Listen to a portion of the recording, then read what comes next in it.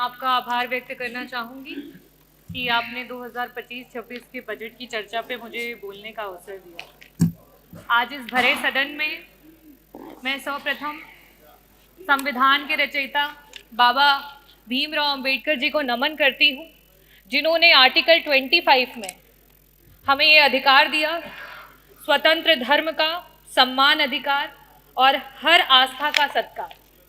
और इसी के नाते आज पूरे देश में और प्रदेश में हमारे बीच में कुंभ का महापर्व जो रहा, उसमें पूरे देश से लोग आए। मैं सभी लोगों का जो आए उनका स्वागत करती हूँ। यहाँ कई प्रकार की चर्चाएं हुई और बहुत सारे शब्दों का प्रयोग किया गया।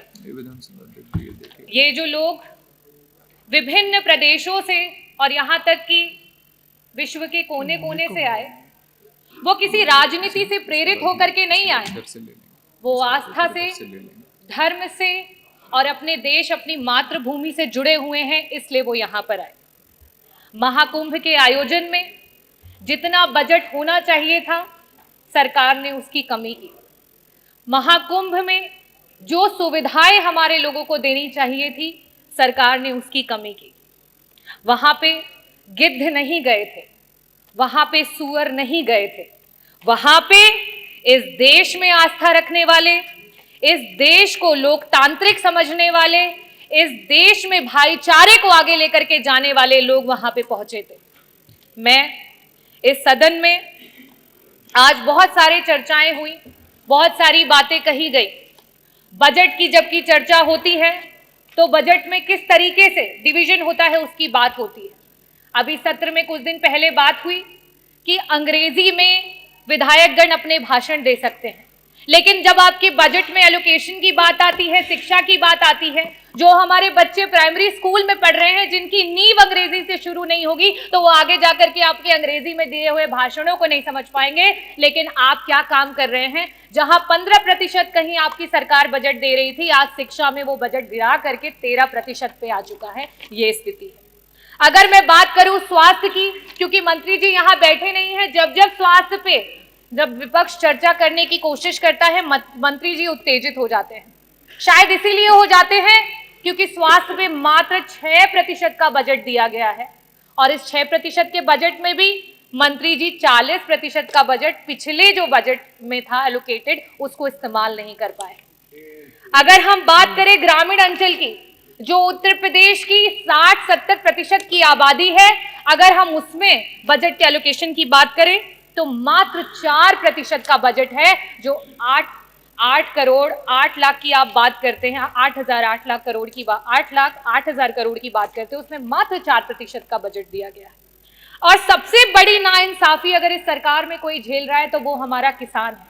पूरे देश का एवरेज औसत अगर निकाल लिया जाए तो बाकी प्रदेशों में जहां किसानों को 6% का बजट मिल रहा है, वहां उत्तर प्रदेश की सरकार में मात्र 3% का बजट है जो हमारे किसानों को दिया जा रहा है।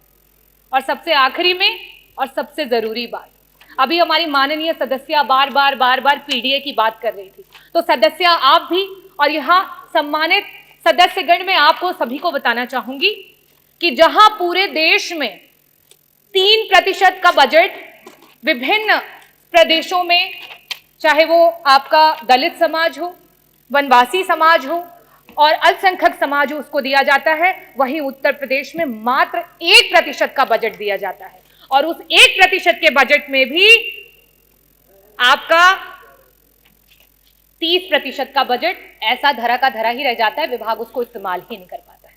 हम इतने बड़े बड़े बजट की बात कर रहे हैं, मैं आंकड़े रखना चाहूंगी। शिक्षा विभाग में वर्तमान में 14% का बजट जो है वो शेष रह गया, इस्तेमाल नहीं कर पाए।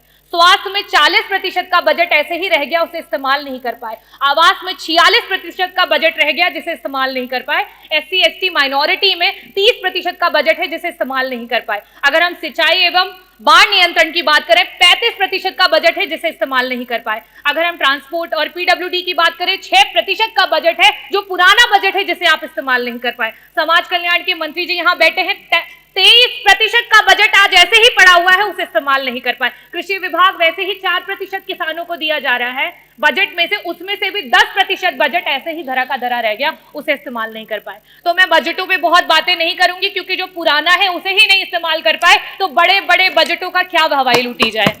मैं बात करना चाहूंगी अपने देश की एकता की, क्योंकि जिस समय यहां अंग्रेजी की बात हुई उस समय उर्दू के बारे में बहुत बड़ी बड़ी बातें की गई। उर्दू में जो लोग बोलते हैं उनको कुछ शब्दों से नवाजा गया। हमारे देश में उर्दू को बड़े ही लगाव से देखा जाता है। हिंदी अगर हमारी मातृभाषा है तो आज का ये जो देश है वो अंग्रेजी से भी नहीं घबराता है, अंग्रेजी को सीखने की पूरी इच्छा रखता है। पंडित ब्रिज नारायण जी, पंडित रतननाथ सरहार जी, मुंशी प्रेमचंद जी, पंडित आनंद मोहन जी, यहां तक कि उपराष्ट्रपति रहे हुए कृष्णकांत जी, इन सभी लोगों का उर्दू से बहुत लगाव था। तो क्या इनके लिए भी उन्हीं शब्दों से नवाजा जाएगा?